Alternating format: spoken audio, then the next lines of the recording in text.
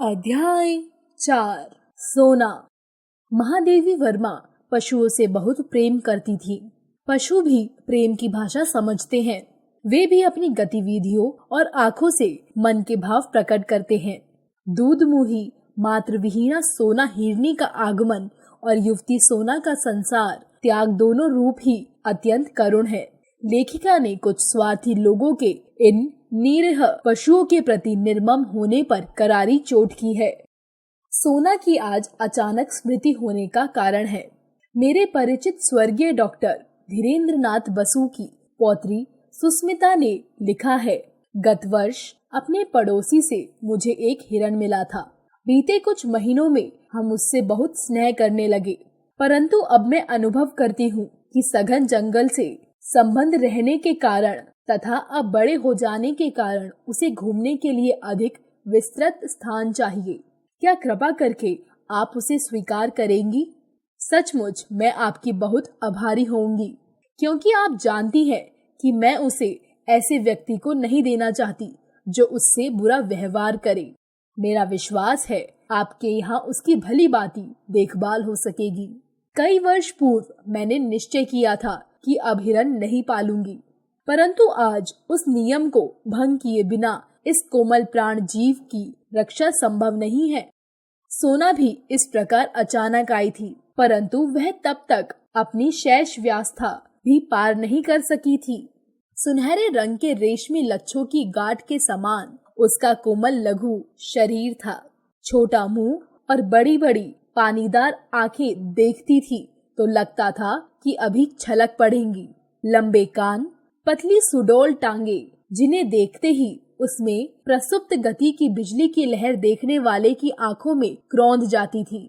सब उसके सरल शिशु रूप से इतने प्रभावित हुए कि किसी चंपक वर्णा रूपसी के उपयुक्त सोना, सुवर्णा, स्वर्णलेखा आदि नाम उसका परिचय बन गए। परंतु उस बेचारे हिरण शावक की कथा तो मिट्टी की ऐसी व्यथा कथा है जिसे मनुष्य की निष्ठुरता गढ़ती है। आकाश में रंग बिरंगे फूलों की घटनाओं के समान उड़ते हुए और वीणा, वंशी, मूरज, जलतरन आदि का वृंदवादन बजाते हुए पक्षी कितने सुंदर जान पड़ते हैं।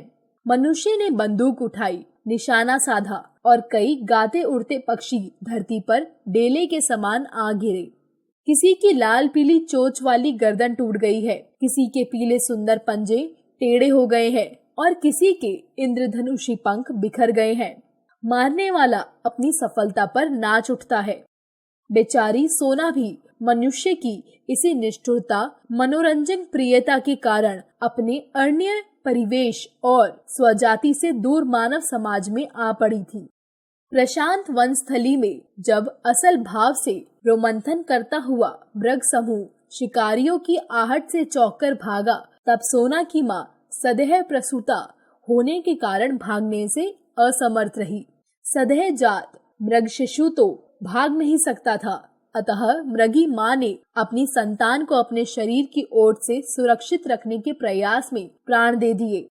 पता नहीं दया के कारण या कौतुक प्रियता के कारण शिकारी मृत हिरनी के साथ उसके रक्त से सने और ठंडे स्तनों से चिपटे हुए शावक को जीवित उठा लाए।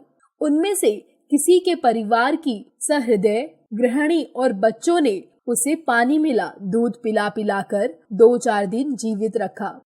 सुस्मिता बसु के समान ही किसी बालिका को मेरा स्मरण हो आया और वह उस अनाथ शावक को मेरे पास ले आई। मैंने उसे स्वीकार कर लिया।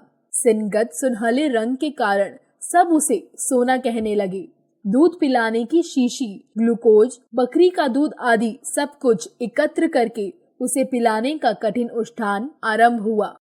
उसका मुख इतना छोटा था कि उसमें शीशी का निप्पल समाता ही न था। उस पर उसे पीना भी नहीं आता था। फिर धीरे धीरे उसे पीना ही नहीं, दूध की बोतल पचाना भी आ गया। उसने रात में मेरे पलंग के पाय के पास सटकर बैठना सीख लिया था, पर वहाँ गंदा न करने की आदत कुछ दिनों के अभ्यास से पड़ सकी। अंधेरा होते ही वह मेरे पलंग के पास आ बैठती और फिर सवेरा होने पर ही बाहर निकलती।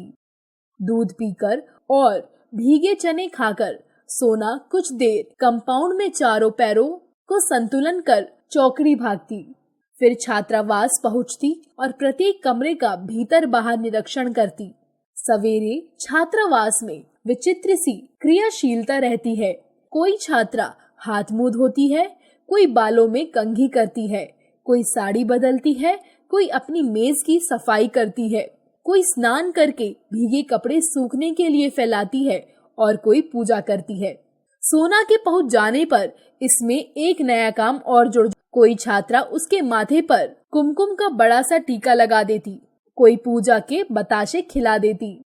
मैस में उसके पहुंचते ही छात्राएं ही नहीं, नौकर चाकर तक दौड़े आते और सभी उसे कुछ न कुछ खिलाने को उतावले रहते, परंतु उसे बिस्कुट छोड़कर कम खाद्य पदार्थ पसंद थे।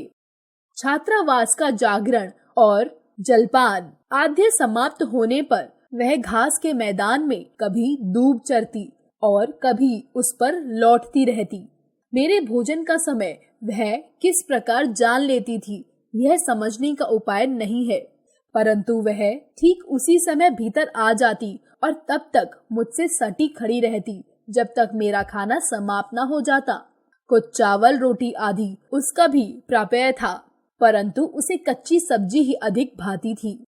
घंटी बजते ही वह फिर प्रार्थना के मैदान में पहुंच जाती और उसके समाप्त होने पर छात्रावास के सामने ही कक्षाओं के भीतर बाहर चक्कर लगाना आरंभ करती। उसे छोटे बच्चे अधिक प्रिय थे क्योंकि उनके साथ खेलने का अधिक अवकाश रहता था। वे पंक्तिबद्ध खड़े होकर सोना सोना पुकारते और वह उनके ऊपर से छलांग लगाकर एक ओर से दूसरी ओर कूदती रहती। यह सर्कस जैसा खेल कभी घंटों चलता, क्योंकि खेल के घंटों में बच्चों की एक कक्षा के उपरांत दूसरी आती रहती। मेरे प्रति स्नेह प्रदर्शन के कई प्रकार थे।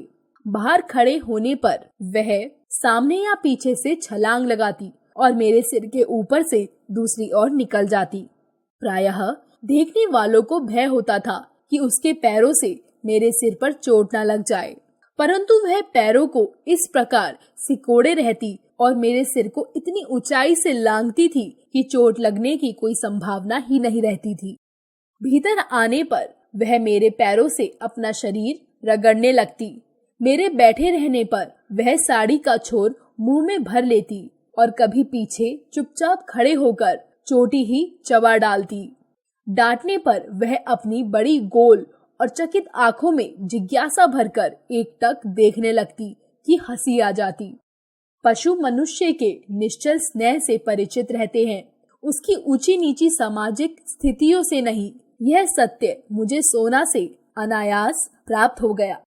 कुत्ता स्वामी और सेवक का अंतर जानता है और स्वामी के स्नेह या क्रोध की प्रत्येक मुद्रा से परिचित रहता है। स्नेह से बुलाने पर वह गदगद होकर निकट आ जाता है और क्रोध करते ही सभित और दयनीय बनकर दुबक जाता है। पर हिरन यह अंतर नहीं जानता, अतः उसका अपने पालने वाले से डरना कठिन है। मेरी बिल्ली गोधूली, कुत्ते हेमंत, बसंत, कुतिया, फ्लोरा सब पहले इस नए अतिथि को देखकर रुष्ट हुए, परंतु सोना ने थोड़े ही दिनों में सबसे सख्य स्थापित कर लिया। फिर तो वह घास पर लेट जाती और कुत्ते और बिल्ली उस पर उछलते कूदते रहते। कोई उसके कान खींचता, कोई पैर, और जब वे इस खेल में तन्मय हो जाते तब वह अचानक चौकड़ी भरकर भागती और ये गिरते पड़ते उसके पीछे दौड़ लगाते। वर्ष भर का समय बीत जाने पर सोना हिरण शावक से हिरनी में परिवर्तित होने लगी। उसके शरीर के पिताभ रोए ताम्रवर्णी झलक देने लगे। टांगे अधिक सुडौल और खुरों के कालेपन में चमक आ गई। ग्रीवा अधिक बंकिम और लचीली हो गई। पीठ में भराव वाला उतार चढ़ाव और सिंघनता दिखाई देने लगी, परंतु सबसे अधिक विशेषता तो उसकी आंखों और दृष्टि में मिलती थी। आंखों के चारों ओर खिंची कज्जल कोर में नीले गोलक और दृष्टि ऐसी लगती थी मानो नीलम के बम्बों में उजली विद्युत का स्फुरण हो। संभवतः अब उसमें वन तथा स्वजाति का स्मृति संस्कार जगने लगा था। प्रायः सूने मैदान में वह गर्दन ऊंची करके किसी की आहट की प्रतीक्षा में खड़ी रहती। बसंती हवा बहने पर यह मूक प्रतीक्षा और अधिक मार्मित हो उठती। शैशव के साथियों और उनकी उछल कूद से अब उसका पहले जैसा मनोरंजन नहीं होता था, अतः उसकी प्रतीक्षा के क्षण अधिक होते जाते थे। इसी बीच फ्लोरा ने भक्तिन की अंधेरी कोठरी के एकांत कोने में 4 बच्चों को जन्म दिया और वह खेल के संज्ञे को भूलकर अपनी नवीन सृष्टि से संरक्षण में व्यस्त हो गई। 1-2 दिन सोना अपनी सखी को खोजती रही, फिर उसे इतने लघु जीवों से घिरा देखकर उसकी स्वाभाविक चकित दृष्टि गंभीर विस्मय से भर गई। एक दिन देखा फ्लोरा कहीं बाहर घूमने गई है और सोना भक्तिन की कोठरी में बेफिक्री लेटी है। पिल्ले आंखें बंद रहने के कारण चींची करते हुए सोना के उदर में दूध खोज रहे थे। तब से सोना के नित्य के कार्यक्रम में पिल्लों के बीच में लेट जाना भी सम्मिलित हो गया। आश्चर्य की बात यह थी कि फ्लोरा हेमंत, बसंती या गोधूली को तो अपने बच्चों के पास फटकने भी नहीं, परंतु सोना के संरक्षण में उन्हें छोड़कर आश्वस्त भाव से इधर उधर घूमने चली जाती थी। संभवतः वह सोना की स्नेही और अहिंसक प्रकृति से परिचित हो गई थी। पिल्लों के बड़े होने पर, उनकी आंखें खुल जाने पर सोना ने उन्हें भी अपने पीछे घूमने वाली सेना में सम्मिलित कर लिया और मानो इस वृद्धि के उपलक्ष्य में आनंदोत्सव मनाने के लिए अधिक देर तक मेरे सिर से आर पार चौकड़ी भरती रही। उसी वर्ष गर्मियों में मेरा बद्रीनाथ की यात्रा का कार्यक्रम बना। प्रायः मैं अपने पालतू जीवों के कारण प्रवास में कम रहती हूँ। पालतू जीवों में से मैंने फ्लोरा को साथ ले जाने का निश्चय किया, क्योंकि वह मेरे बिना नहीं रह सकती थी। छात्रावास बंद था, अतः सोना के नित्य कार्यकलाप भी बंद हो चुके थे। मेरी उपस्थिति का भी अभाव था, अतः आनंदोल्लास के लिए भी अवकाश कम था। पैदल जाने आने के निश्चय के कारण बद्रीनाथ यात्रा में ग्रीष्मावकाश समाप्त हो गया। 2 जुलाई को लौटकर जब मैं बंगले में द्वार पर आ खड़ी हुई, तब बिछड़े हुए पालतू जीवों में कोलाहल होने लगा। गोधूली कूदकर मेरे कंधे पर आ बैठी। हेमंत, बसंत मेरे चारों ओर परिक्रमा करके हर्ष की ध्वनियों से मेरा स्वागत करने लगे, पर मेरी दृष्टि सोना को खोजने लगी, क्योंकि वह अपना उल्लास व्यक्त करने के लिए मेरे सिर के ऊपर से छलांग नहीं लगाती। सोना कहाँ है? पूछने पर माली आंखें पोंछने लगा और चपरासी चौकीदार एक दूसरे का मुख देखने लगे। वे लोग आने के साथ ही मुझे कोई दुखद समाचार नहीं देना चाहते थे, परंतु माली की भावुकता ने बिना बोले ही उसे दे डाला। ज्ञात हुआ कि छात्रावास के सन्नाटे और फ्लोरा के तथा मेरे अभाव के कारण सोना इतनी अस्थिर हो गई थी कि इधर उधर कुछ खोजती सी वह प्रायः कंपाउंड से बाहर निकल जाती थी। इतनी बड़ी हिरनी को पालने वाले तो कम थे, परंतु उससे खाद्य और स्वाद प्राप्त करने के इच्छुक व्यक्तियों का बाहुल्य था। इसी आशंका से माली ने उसे मैदान में एक लंबी रस्सी से बांधना आरंभ कर दिया था।